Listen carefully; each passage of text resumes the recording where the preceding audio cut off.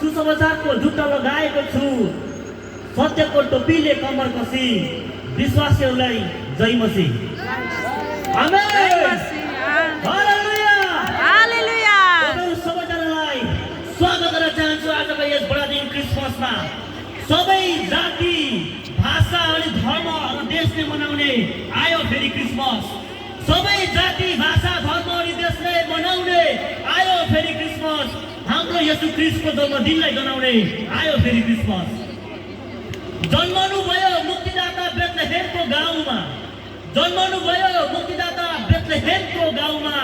तपाईँ र मलाई पापबाट बचाउने आयो फेरि क्रिसमस, आयो फेरि क्रिसमस। प्रियहरू, आज तपाईँ र ममा एउटा समस्या छ। त्यो समस्याको नाम हो पाप र मृत्यु। आज म तपाईँलाई छोटो सन्देश दिन चाहन्छु, ध्यान दिनुहोस्। तपाईँ र ममा समस्या छ, तर शुभ सुसमाचार के हो भन्दाखेरि हाम्रो प्रभु येशू ख्रीष्टसँग त्यो समस्याको समाधान छ। त्यो समस्या के हो भन्दाखेरि हामी सबैलाई एउटा प्रश्न आउँछ, म किन जन्मेँ? तपाईँ किन जन्मनु भयो? संसारमा किन दुःख छ? मेरो गन्तव्य कहाँ हो? र अन्तिम प्रश्न, किन मृत्युलाई कसैले पनि जित्न सक्दैन? तपाईँ र म मरेपछि कहाँ जान्छौँ? तपाईँले मेरो गन्तव्य कहाँ हो? मृत्युको उत्पत्ति कहाँबाट भयो? त्यो सबै प्रश्नको उत्तर कसले दिन सक्छ? संसारमा धेरै कुराहरू जन्मिए। आज तपाईँले संसारमा हेर्नुहुन्छ भने गालिलियो फादर मोडर्न साइन्सबाट विज्ञानहरू आयो। आइजक न्युटन जस्ता विद्वानहरूले ल अफ ग्राभिटीको पत्ता लगाए।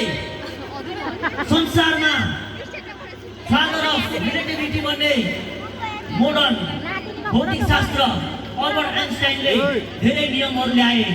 तपाईँलाई थाहा छ, फादर अफ साइकोलोजी सिग्मन्ड फ्रुडले धेरै मनोवैज्ञानिक कुराहरू ल्याए।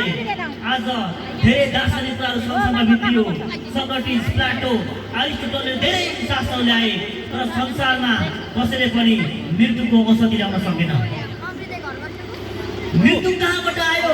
यसको उत्पत्ति कहाँबाट भयो भन्दाखेरि आज तपाईँ र म 2025 वर्ष अगाडि येशू ख्रीष्ट जन्मिनुभन्दा अगाडिको पूर्व, त्यो जसलाई BC भनिन्छ, त्यहाँ जानुपर्छ।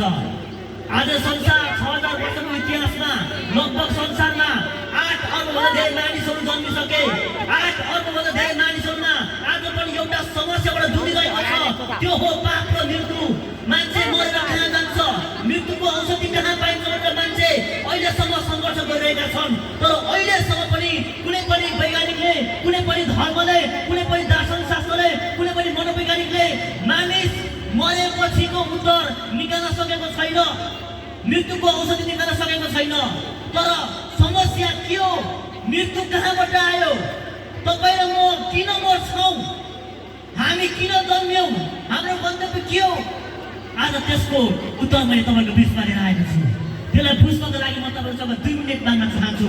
म तपाईँको बिचमा धेरै बोल्न चाहन्न, तर आज हामीले धेरैवटा फादर अफ पिपल हेरिसकेका छौँ, तर हामी सबैको पिता चाहिँ आदम र हव्वा थियो, जुन चाहिँ 6000 वर्षको इतिहासमा हाम्रो पहिलो बुवा र आमा हुन्थ्यो। हो,